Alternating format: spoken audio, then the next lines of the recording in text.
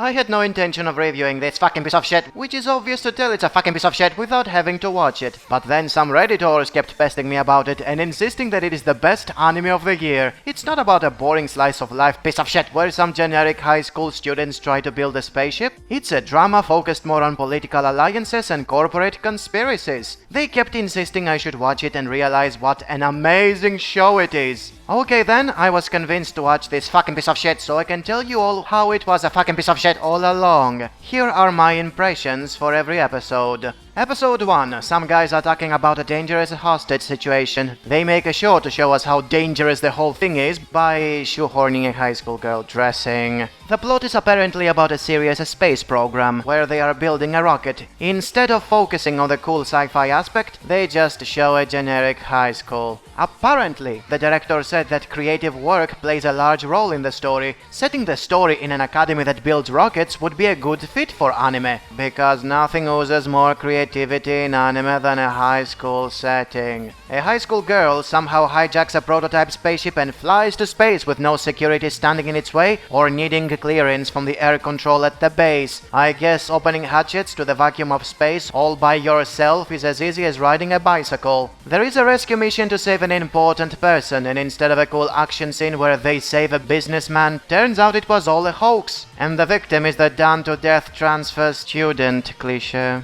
Way to go, high school settings, you are so creative. Episode 2. There are lots of sci-fi ideas about the futuristic setting, and they are all info dumped on us by an unseen narrator, which makes it boring. But don't believe it's about building a rocket, because Redditors said it isn't. There are politics about how space programs are funded and how it takes a lot of negotiation to be done properly, yet the characters behave like they are in a silly school competition where all it takes to build a $500,000 rocket is to believe in yourself. Episode 3. They make a big fuss about cutting down the budget of the program as means to show how cruel the real world is, before revealing it was all a hoax again and ending it with lukewarm sex jokes. Episode 4. Now they try to make it seem like finding a sponsor for your program is a nasty business, where everybody's trying to take advantage of you for political power, and everything gets easily resolved when, without even trying, the leader of the project gets promoted and finds the money through a loophole, just because the transfer student said so. Episode 5. Having found the money they needed all this time, the students rush to spend them accordingly by going to the beach and giving us down-to-death fan service stereotypes. It's totally a drama focused more on political alliances and corporate conspiracies.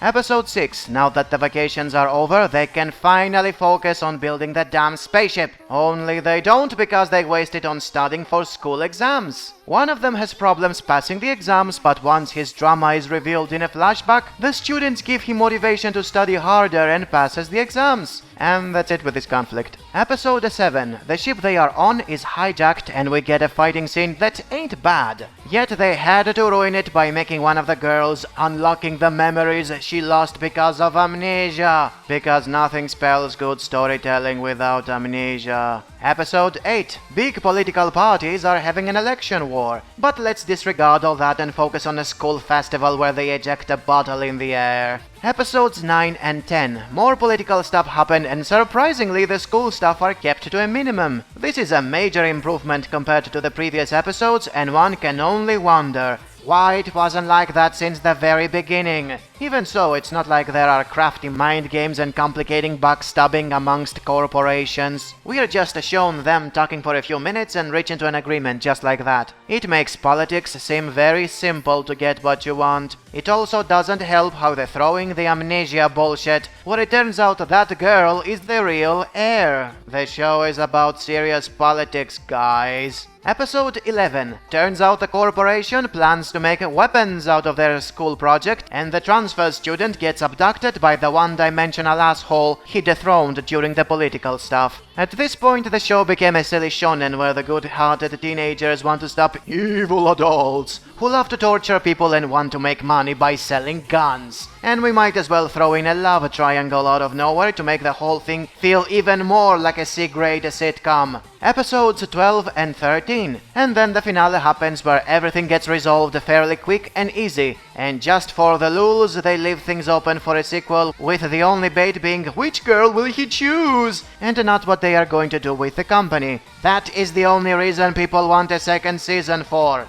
The end. It was stupid, boring, had schools and love polygons for no reason, and anime fans have lowered their bar below sea level for liking what is essentially a reskin of robotics nodes. Cool stuff are happening in the world, but we just have to fucking destroy everything by focusing on a fucking school about fucking teenagers building a fucking machine and having a fucking romance. Just watch Planetas and forget this piece of shit.